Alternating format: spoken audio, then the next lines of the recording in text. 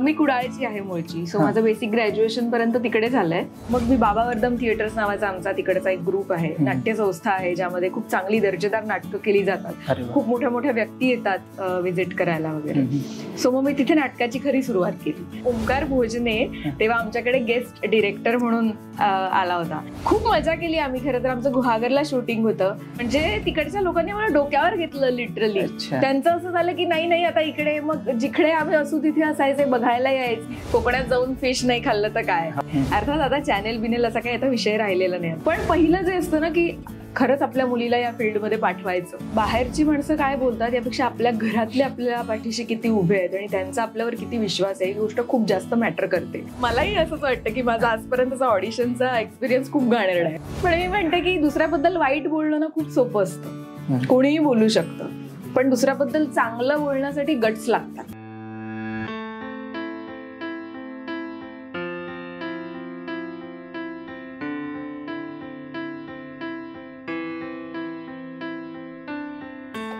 हाय तन्वी, कशी आहेस? मस्त.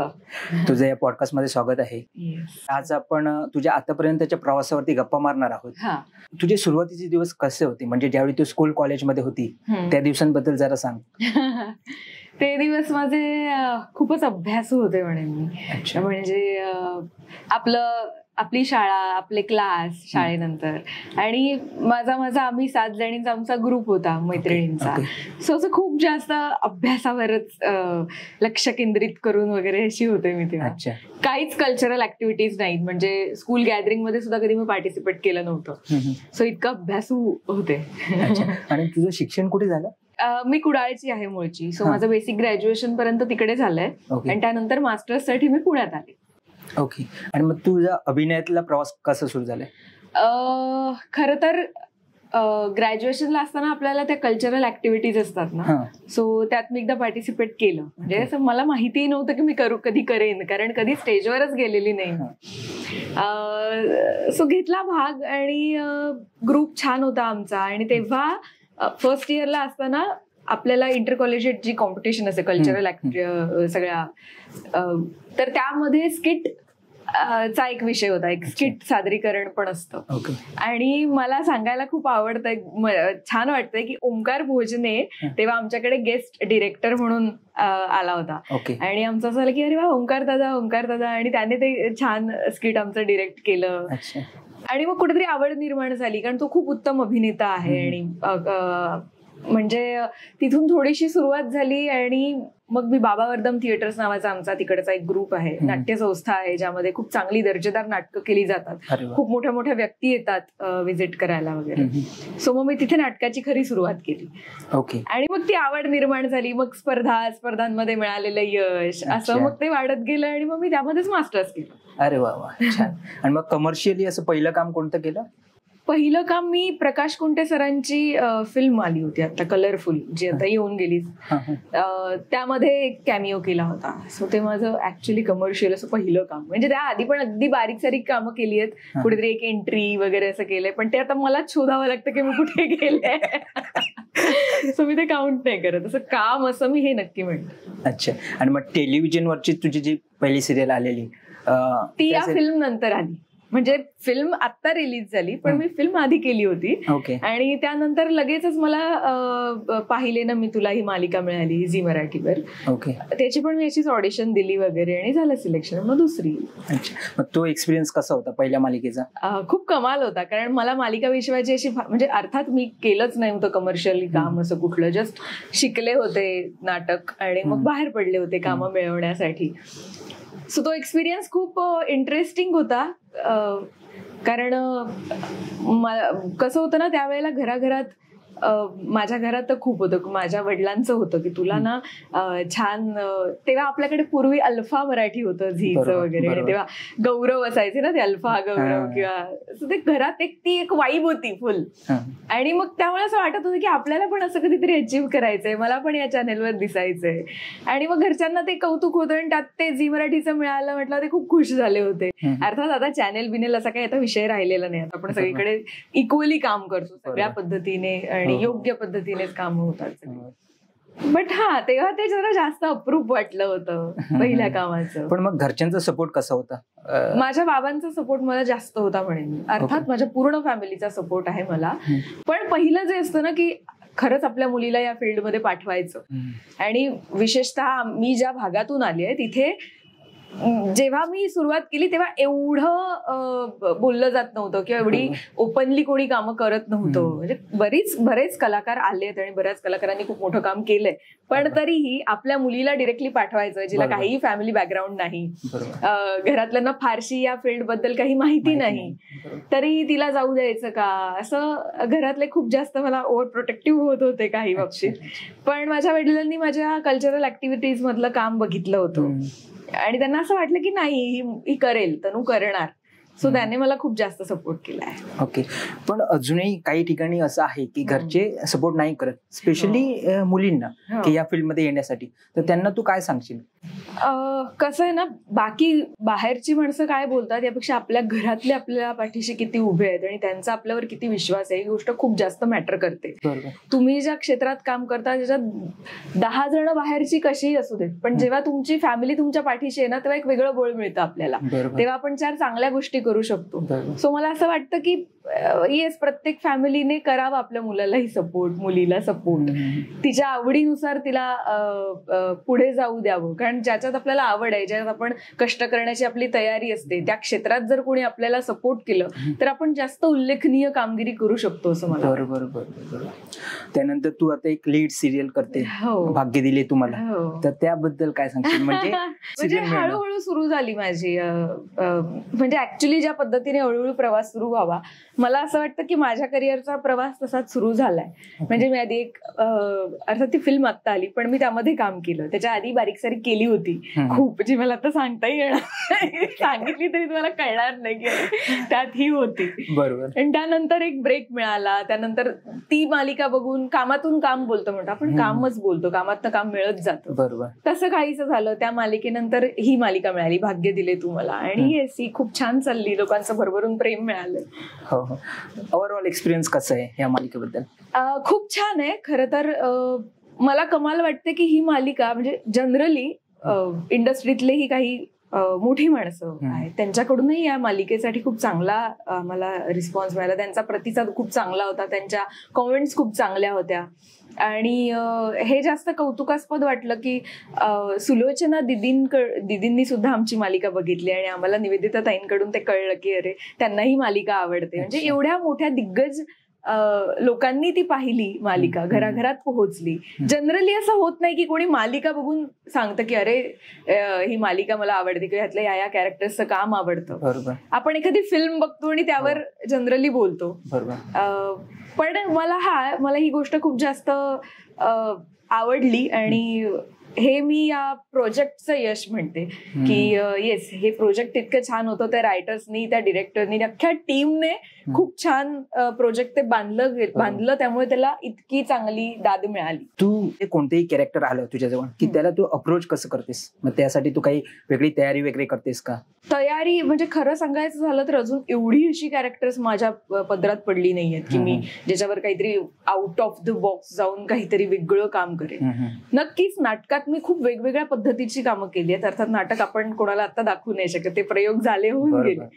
मालिका माझ्या 2 झाल्यात आणि एक ती फिल्म होऊन गेली. ह्या तिन्ही पद्धती खूप वेगळ्या होत्या, तिन्ही कॅरेक्टर्स वेगळी होती. मला असं वाटतं की अप्रोच करण्याची पद्धत माझी तरी अशी आहे की असं काही वेगळं आपल्याला काहीतरी बळच काहीतरी उसणं अवसान आणून करायचं नसतं. बरोबर. जे आपल्यात असतं तेच आपल्याला पोर्ट्रे करायचं असतं. फक्त त्याची इंटेन्सिटी, त्याचा मूड, त्या सीनचा सारांश काय आहे किंवा त्यातून काय येणं अपेक्षित आहे हे आपल्याला माहिती असेल ना तर आपण बरोबर योग्य पद्धतीने काम करू शकतो. अर्थात काही कॅरेक्टर्सच्या हरकती वेगळ्या असतात, लकबी वेगळ्या असतात आपण म्हणतो. जसं की भाग्य दिले तुम्हाला मधली कावेरी. कावेरी ही कोकणातलं कॅरेक्टर आहे कम्प्लिटली आणि मी स्वतः कोकणची आहे. सो काही अंशी मला असं झालं की अरे हो, माझ्यातल्या बऱ्याच क्वालिटीज अशा आहेत ज्या मी या कॅरेक्टरसाठी वापरू शकते. म्हणजे मी अशीच्या अशी जरी राहिले तरी लोकांना असं वाटणार नाही की अरे ही तर आहे तशीच आहे. पण आता मला बिंग तन्वी माझ्या लक्षात येतं की नाही यार, मी जरा जास्तच कावेरी झाले सलग असल्यामुळे. सो मला प्रत्येक वेळेला स्वतःला किक मारावी लागते की नो तनू, तू तन्वी आहेस, कावेरी सारखी नको वागायला जाऊ. पण ते होतच ना, म्हणजे एक कॅरेक्टर खूप ड्युरेशन साठी आपण करायला लागलो की आपल्याला सवय होऊन जाते त्या स्टाईलने बोलायची. बरोबर. त्या चॉईसेसची सुद्धा सवय होते कधी कधी. म्हणजे आता एवढं आमची मालिका संस्कृती परंपरा या गोष्टींवर बोलायची आणि खूप छान लिहिली होती मुळात. सो तर मला इतकी सवय झाली त्या तशा असण्याची की आता पटकन काहीतरी वेस्टर्न करायला गेलं की मला असं होतं की ओ असं स्वतःच होतं पटकन होतं की अरे असा का मला प्रश्न यावा, मी एक आर्टिस्ट आहे, मला व्हर्सटाईल असलं पाहिजे. बरोबर. आणि मग मी स्वतःला न्यूट्रल करते. अच्छा. तुमची शूटची प्रोसेस कशी असते? म्हणजे मालिकेची? हा, मालिकेची. आमचं 12-13 तास काम चालू असतं. म्हणजे सकाळी उठून जायचं. जनरली 9ची शिफ्ट लागते. 8:30चा कॉल टाइम असतो. प्रत्येक लीडला तर असतो. बाकीच्यांचं कधीतरी होतं वरखाली, आमचंही होतं कधीतरी वरखाली. ते स्केड्यूल नुसार ठरतं. पण मग जायचं. मग कधीतरी लवकर होतं पॅकअप, नाही तर कधीतरी एक्स्ट्रा आवर्स काम करावं लागतं. आणि तुम्हाला स्क्रिप्ट वगैरे आधी मिळते? नाही, आपण सेटवर गेल्यानंतर त्या दिवशीची स्क्रिप्ट, आता 2 तासात हा सीन आहे तर मग आता स्क्रिप्ट मिळते. किंवा कधी कधी सकाळीच सगळ्या स्क्रिप्ट देऊन ठेवतात की आज हे सीन्स करणार आहोत आपण. सो त्या वेळेला मिळते स्क्रिप्ट. अच्छा. आणि लीड म्हटल्यानंतर तुम्हाला खूप सारे डायलॉग्स वगैरे असतात, हे ते तुम्ही ते कसं हे करता, लक्षात ठेवता, पाठ करतात? हा प्रश्न ना मला बऱ्याच जणांनी विचारलाय, म्हणजे कसं काय इतक्या पटकन पाठ होतं वगैरे. मला तरी असं वाटतं की मला आतापर्यंत कधीच पाठांतराची गरज नाही पडली. मुळात माझं लहानपणापासून मी एकपाठी आहे, हाही एक विषय आहेच. त्या पलीकडेही मला कधी असं झालं नाही की मी किती वेळ तरी स्क्रिप्ट घेऊन बसले आणि मी वाचतेच आहे. 1-2दा वाचलं की लक्षात येतं की काय म्हणायचंय, काय सीन आहे. तू जे म्हणशील ते ऐकल्यानंतर मी तुझ्यावर बोलणार आहे. सो माझं म्हणणं काय असलं पाहिजे हे समजतं थोडं. आणि एखाद दुसरं वाक्य बदललं तरी चालतं. मुळात मराठी भाषेवर थोडंसं प्रभुत्व असल्यामुळे मला तो प्रॉब्लेम कधी आला नाही. पण म्हणजे होऊन जातं पाठ. तरीही स्क्रिप्ट खरं तर 2दा-3दा वाचावी असं म्हणतात, म्हणजे आपल्याला जास्त चांगलं आकलन होतं. सो मी जास्त एवढी वाचते आणि होऊन जातं. आणि तसंही आपण ते कॅरेक्टर खूप वेळापासून करत असल्यामुळे ते समजतं आपल्याला की आधी काय झालंय आणि काय पुढे कसं होणार आहे. आपल्याला एखादं सुचतंही की अरे नाही, आधीच्या सीन मध्ये मी असं म्हटलंय, मग आता असं म्हणू शकत नाही, हे थोडंसं बदलावं लागेल, हेही होतं. आता पुढे तुला कोणते कॅरेक्टर्स करायचे आहेत किंवा अजून काही प्रोजेक्ट्स आहेत जे तुझे येणार आहेत? आता माझे प्रोजेक्ट्स बद्दल तर खूप मीटिंग्स किंवा बोलणं वगैरे चालू आहे. बघू त्यातलं जे बेस्ट असेल ते वर्क होईल असं मी म्हणते. आणि करायचे तर खूप काही आहे. मला प्रत्येक माध्यमात काम करायचंय. मला नाटक करायचंय, मला मालिका माझी मी केलेली आहे, मला फिल्म करायची आहे, मला सगळंच करायचंय, मला वेबसिरीज करायची आहे, सगळ्या माध्यमात मला काम करायचंय. अच्छा. प्रत्येक माध्यमाचं काय वेगळेपण वाटतं तुला? वेगळेपण नक्कीच आहे, नाही असं नाही म्हणणार मी. कारण जेव्हा मी नाटक करत होते, आता 6 वर्ष मी नाटक केलंय. नाटकाची एक पद्धतच वेगळी आपली. आपल्याला शेवटच्या रांगेत बसलेल्या व्यक्तीपर्यंत आपली गोष्ट, आपले एक्सप्रेशन्स, आपलं नाटक पोहोचवायचं असतं. सो अभिनय शैली थोडीशी बदलते, पण अभिनय नाही बदलत. शैली बदलते. लोक यात काय, मला असं वाटतं की गफलत करतात की ह्याचा अभिनय वेगळा असतो, त्याचा अभिनय वेगळा असतो. अभिनय अभिनयच आहे. तुम्हाला तो किती, मी आधी पण म्हटलं, त्याची इंटेन्सिटी काय आहे आणि तो काय लेवलपर्यंत वापरला पाहिजे. आता जर का मी कॅमेरा समोर आहे आणि मी अशी मोठी जर रिॲक्ट व्हायला लागले तर ते खूप चुकीचंच असेल ना. सो याची प्रत्येकाला आपली आपली समज असायला लागते. मलाही मी अजून शिकतेच आहे. आत्ता कामाला सुरुवात झाली काही वर्षांपूर्वी. सो मीही त्यात अजून काही प्रयोग करतेय, काही एक्सपेरिमेंट्स करून समजून घेण्याचा प्रयत्न करतेय. पण येस, आतापर्यंत जेव्हा कधी फिल्मसाठी किंवा वेबसिरीजसाठी ऑडिशन दिली आहे किंवा ते थोडंसं पुढे गेलंय काम, तेव्हा आलेला फीडबॅक तरी असाच होता आतापर्यंत की त्यांचं म्हणणं असतं की तुम्ही जितकं शक्य तितकं नॅचरल करा. जे की सिरियलला कधीतरी आपल्याला करावं लागतं, की जे आपल्याला चार्जेस असतात ते आपल्याला थोडेफार एक्सप्रेशन्स होल्ड करून ठेवावे लागतात किंवा काही फेक लुक्स द्यावे लागतात. सो ही एक शैली आहे त्या पद्धतीची. तिथे तुम्ही सटल करायला गेलात तर ते नाही पोहोचणार. त्या मालिका विश्वाचा हा एक पॅटर्न आहे. नाटक विश्वाचा हा वेगळा एक पॅटर्न आहे, जिथे तुम्हाला प्रोजेक्ट करावा लागतो तुमचा आवाज. आता आजकाल माईक लावून सुद्धा करतात, पण अख्खी आपली शरीर यष्टी कशी असली पाहिजे, आपण कशा पद्धतीने आपली जेस्चर्स असली पाहिजेत, या सगळ्याचा वापर करून आपण नाटकात रंगमंचावर उभे असतो. व्हेअरएज तुमचं कॅमेरा समोर कधी कधी एवढा टाईट क्लोज लागतो की तुम्हाला यामध्ये सगळं बोलायचं असतं. सो या अशा टेक्निकल गोष्टी आणि या काही परफॉर्मन्सच्या गोष्टी थोड्याशा बदलतात. बाकी मला वाटत नाही, म्हणजे मला राग यायचा आहे तर त्या गोष्टीला मला तसा रागच येणार, त्याची इंटेन्सिटी मला कळली पाहिजे की मी जर नाटकात असेल तर मला काय तीव्रतेने काम करायचंय. आणि जर मी कॅमेरा समोर आहे तर मी एवढा जीवाच्या आकांताने बोलूच शकत नाही, समोरचा पळून जाईल स्क्रीनवर. मग तू यासाठी काही ट्रेनिंग वगैरे घेतलेलं का, की नाटक करत करत नंतर तुझी सिरियलचा प्रवास सुरू झाला? मी माझं मास्टर्सच याद केलंय ऍक्टिंग स्कूलमध्ये.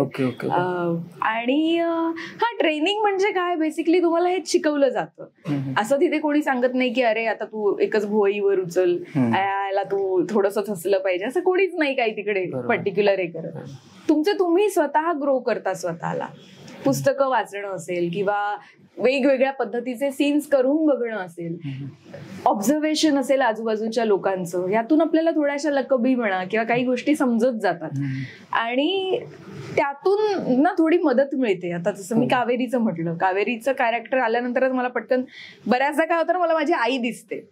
माझी आई जशी वागते किंवा वागायची, मी थोड्या अंशी प्रयत्न केला होता की त्या कावेरीचं पात्र म्हणजे माझ्या आईसारखं असेल. आणि खरोखर माझ्या घरचे वगैरे नातेवाईक वगैरे मला म्हणायचे की तू डिट्टो, माझ्या आईचं नाव मनीषा सारखीच वाटतेस तू. म्हटलं हो ना, तिचाच ट्राय केलाय इकडे. कारण होतही ते पात्र तसं आणि माझी आई आहेही तशी. सो मग सगळ्याच गोष्टी आपण आपल्यासारख्या नाही वागू शकत. तर काही बघितलेल्या आपल्याला आवडतात की अरे या माणसाची ही हरकत चांगली आहे, ही घेऊ शकतो. बरोबर. सो मग ते असं युज करून बघणं वगैरे. हाच एक 3 वर्षात अर्थात माझा तो कोर्स होता आणि हा अख्खा अभ्यास म्हणूया किंवा ही प्रॅक्टिस म्हणूया, ही प्रॅक्टिस 3 वर्ष आम्ही केली. ओके. आणि अर्थात ते 3 वर्षच असं नाही, आत्ता काम करत असताना सुद्धा बऱ्याच गोष्टी आपल्याला शिकायला मिळतात. कारण तेव्हा आपण कमर्शियली काम करत नसतो, प्रोफेशनली काम करत नसतो. आणि जेव्हा आता ऍक्च्युअली उतरतोय की हेच माझं प्रोफेशन आहे आणि यातच मला पुढे करायचंय, तेव्हा बरेच प्लस मायनस आपल्या लक्षात येतात की आपण जे ठरवलं होतं तसं ऍक्च्युअली घडत नाहीये किंवा ते म्हटलं होतं तेच घडतंय. सगळ्या गोष्टी उलगडत जातात आणि मी म्हणेन प्रत्येक दिवशी काहीतरी शिकायला मिळतंय, प्रत्येक प्रोजेक्टला काहीतरी शिकायला मिळतंय. बरोबर, एक्झॅक्टली. या फील्डमध्ये काय चॅलेंजेस आहेत असं तुला वाटतं? चॅलेंजेस आतापर्यंतच्या एक्सपिरियन्स नुसार एवढं सांगेन की तुम्हाला प्रत्येक वेळी अपडेटेड राहायचंय. मी म्हणेन की मी आले तेव्हा अशी होती इंडस्ट्री किंवा मी होते तेव्हा असं असं चालायचं कास्टिंग, आता काही माझ्या त्या बेसिसवरच लोकांनी मला कास्ट करावं तर नाही. बरोबर. तुम्हाला प्रत्येक वेळेला नव्याने उभं राहायचंय, आधीची पाठी कोरी करायची. कारण मला तरी आता असं वाटतं की असं नाही राहिलंय की हा त्याच्यात त्याने बेस्ट काम केलंय ना म्हणजे तो यात करणारच, हे तर त्याला जमेलच, असं नाहीये. तू याच्यासाठी सुद्धा ऑडिशन्स दे, तू याच्यासाठी सुद्धा प्रूव्ह कर की येस हे कॅरेक्टर तुला जमू शकतंय आणि मग तुला चान्स मिळेल. सो हा चॅलेंजेस आहे आत्ताचा की आधी कदाचित नसेल असं होत, आता आधी चॅलेंजेस हेच असतीलही, मला माहित नाही. पण मला असं वाटतं की आमच्याकडे आता आपल्यात पद्धत आहे की आम्हाला ऍक्टर्सना इंट्रोडक्शन व्हिडिओ द्यावा लागतो. कुठेही काय झालं की आपलं इंट्रोडक्शन द्या. दरवेळेला असं वाटतं की मागच्या वेळेला केला तेव्हा तो खूप बकवास होता, ह्या वेळेला आता मी जरा अजून चांगला करेन. हे साध्या त्या एका इंट्रोडक्शन मध्ये जिथे आपल्याला आपलं नाव, हाईट, उंची, कॉन्टॅक्ट नंबर, करंट सिटी वगैरे सगळं सांगावं लागतं. या तर खूप बेसिक गोष्टी आहेत ना आपल्या स्वतःबद्दलच्या, त्याच एक फक्त कशा तुम्ही प्रेझेंट करता त्यावर सगळं असतं. पण तरीही मला वाटतं की त्यात सुद्धा आपल्याला आता चॅलेंजेस आलेत. बरोबर. म्हणजे बरेचदा असं होतं की ऍक्टर खूप चांगला आहे, सगळं बाकी सगळं येतं, म्हणजे आपल्यालाच वाटतं ना की यार मी हे करू शकते, कॅरेक्टरनं करायला काय प्रॉब्लेम आहे, पण तो इंट्रोडक्शन व्हिडिओ टफ जातोय. सो हे चॅलेंजेसच वाटतात मला की यार नाही, तो क्रॅक करताच आला पाहिजे, काहीही झालं कितीही झालं तरी. हो, इव्हन ऑडिशन व्हिडिओच्या बाबतीत पण ते आहे की ते थोडं चॅलेंजिंग वाटतं, पण ऍक्च्युअल शूट एवढं चॅलेंजिंग नाही वाटत कधी कधी. खरंच म्हणजे ऑडिशन मलाही असंच वाटतं की माझा आजपर्यंतचा ऑडिशनचा एक्सपिरियन्स खूप घाणेरडा आहे. मला असं खूप मला काय माहिती काय वाटतं स्वतःबद्दल, पण माझं हे खूप मत आहे माझ्याच विषयी की मला ऑडिशन्स नाही एवढ्या चांगल्या करतायत. मी एक वेळ तिथे मला कोणी डिरेक्टरनी सांगितलं काही हे केलं तर करेन, पण मला ऑडिशन्स पण काय करणार, आपल्या फील्डचा पार्ट आहे, करायलाच पाहिजे. ज्यांना या फील्ड मध्ये यायचंय ओके, त्यांना तू काय गाईड करशील तुझ्या आतापर्यंतच्या एक्सपिरियन्स वरून? छान फील्ड आहे, कॉम्पिटिशन भरपूर आहे. म्हणजे आज तुमच्यासाठी 10 ऑप्शन्स उभे असतात, तुम्ही एकटे नाही आहात. बरोबर. आणि पेशन्स खूप जास्त महत्वाचं आहे या फील्डमध्ये. खूप जास्त पेशन्स असला पाहिजे तुमच्यात, टॉलरन्स असला पाहिजे. कारण कसं असतं ना, एक काम संपल्यानंतर दुसरं काम मिळायला कधी कधी वर्ष लागतात ऍक्टरला. नाही होत तोपर्यंत एखादं काम कधी कधी एखाद्याला येतच नाही, किंवा कधी कधी येतात पण ती तेवढी वर्थ नाही वाटत की काहीतरी चांगलं करू, हे करण्यात स्वतःला वेस्ट नाही करायचंय असंही वाटतं. आणि मग ते जे काम असतं ना ते यायला खूप वेळ लागतो. मग तेवढा वेळ आपल्याला सर्व्हाइव्ह करायचं असतं सगळ्यावरच, आपल्या सेव्हिंग्जवर. किंवा बऱ्याचदा काय होतं ना, नातेवाईकांचे प्रश्न येतात, अरे आता काही काम नाही, अरे नवीन काम कधी येतंय, मग आता काय नवीन. सो ह्यांना उत्तर देताना ना मला असं वाटतं की अरे थांबा, त्या व्यक्तीला त्याची काही कॅल्क्युलेशन्स आहेत, त्याला त्याचं डील करू द्या. म्हणजे आता काही नवीनचं तुमच्यापेक्षा जास्त त्या व्यक्तीला पण आहे, आता काय नवीन.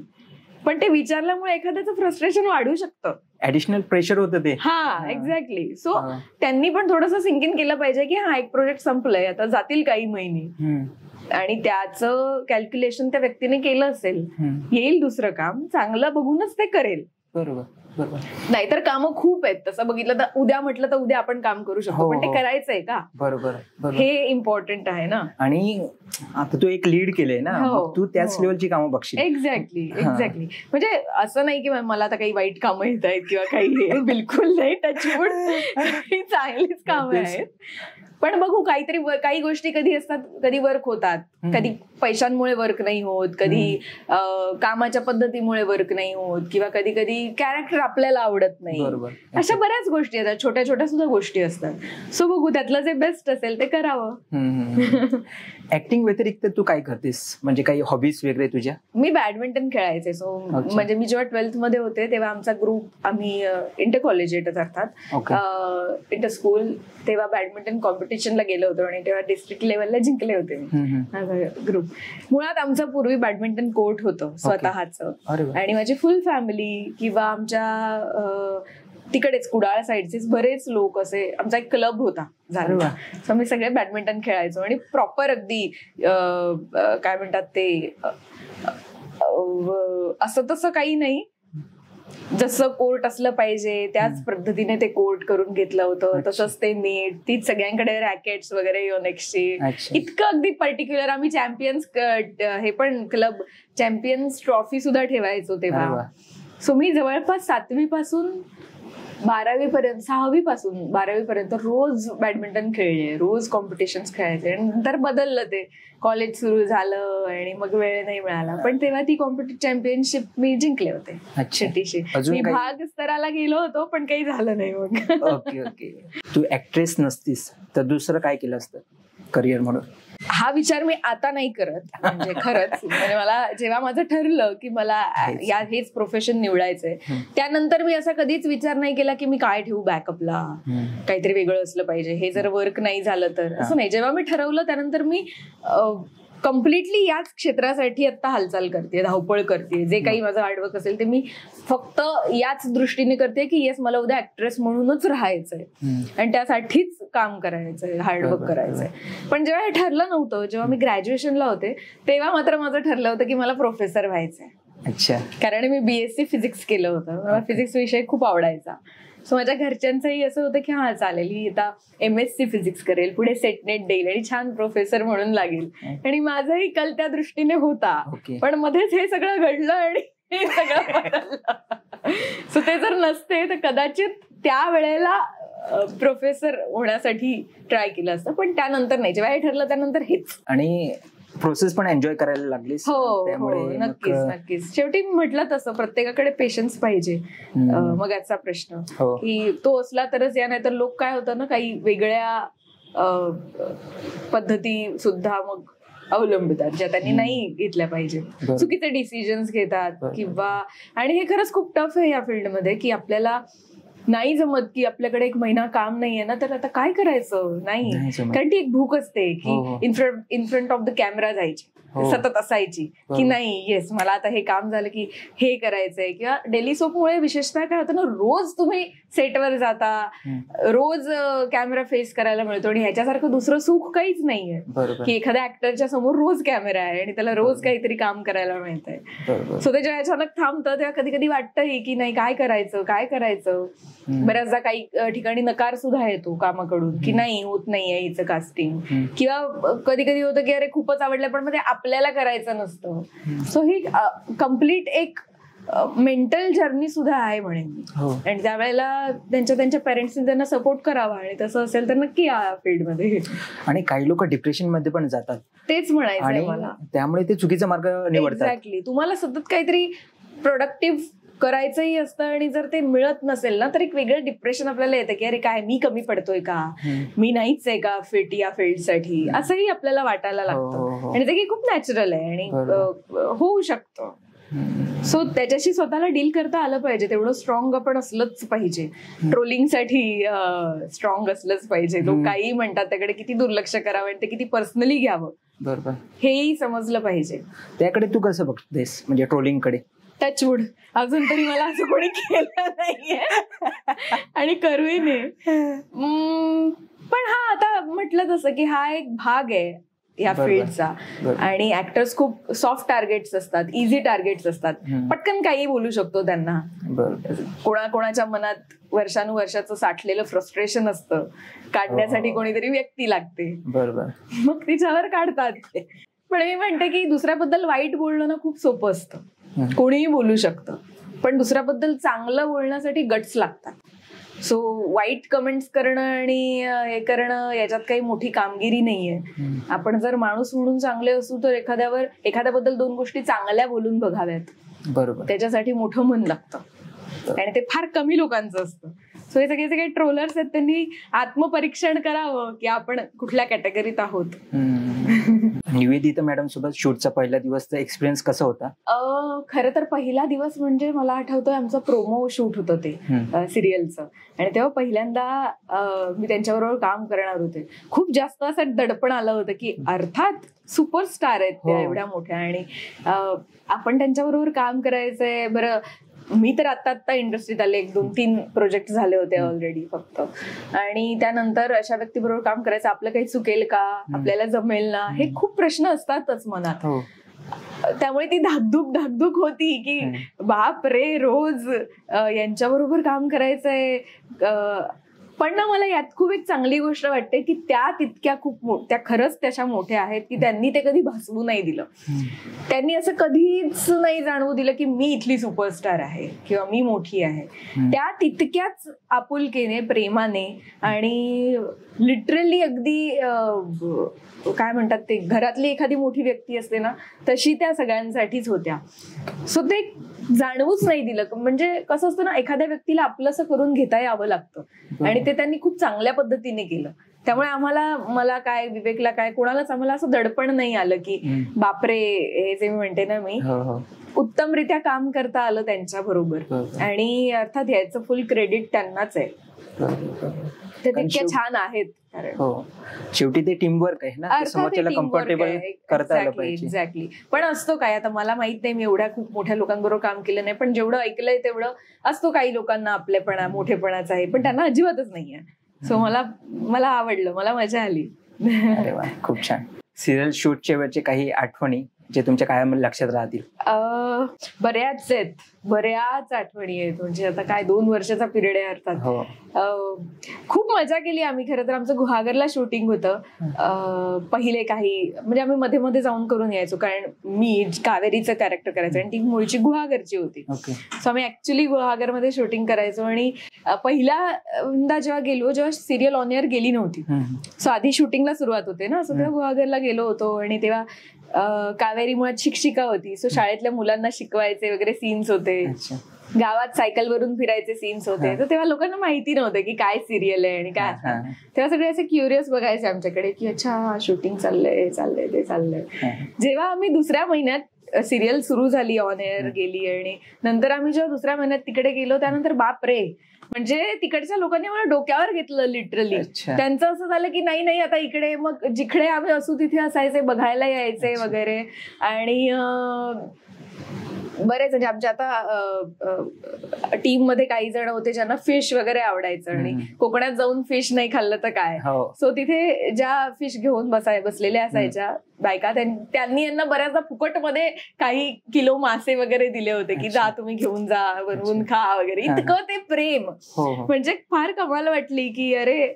आणि त्यांचं म्हणणं की आम्ही अख्खा गुहागर तुमची मालिका बघतो, सो तुम्ही इकडेच या, सारखे या वगैरे. त्या शाळेत सुद्धा ती शाळेतली मुलं सगळी ओळखायला लागली. पुन्हा गेल्यानंतर त्यांनाही मजा आली वगैरे. सो असं खूप कमाल एक्सपिरियन्स होता तो खऱ्या अर्थाने. आणि बऱ्याच होत्या आठवणी, म्हणजे काय इथे आल्यानंतरही आम्ही खूप मजा केली आहे. कधी सेटवर भेळ पार्टी म्हणा वगैरे, हे आता सगळेच करतात, सो तेही आहेच. पण ना एक खूप चांगली गोष्ट होती आमच्या मालिकेत, ती म्हणजे आमच्या अख्ख्या मालिकेमध्ये एकही रिप्लेसमेंट झाली नाही. म्हणजे कोणीच नाही. जनरली असं होतं ना की डिरेक्टर्स बदलतात, काही कॅमेरा मन्स बदलतात किंवा डीओपी बदलतात, बरंच असं काय काय होत असतं, मेकअप आर्टिस्ट बदलतात वगैरे. अजिबात नाही. आमच्या मालिकेत सगळी पूर्ण कास्ट आणि सगळी कम्प्लीट क्रू सगळे सेम होते. 2 वर्ष आम्ही सगळ्यांनी सलग एकत्र काम केलंय. सो एक खूप वेगळा बॉन्ड झाला होता तो. म्हणजे अगदी स्पॉट दादांपासून सगळ्यांची पर्सनली अशी जास्त जवळीक झाली.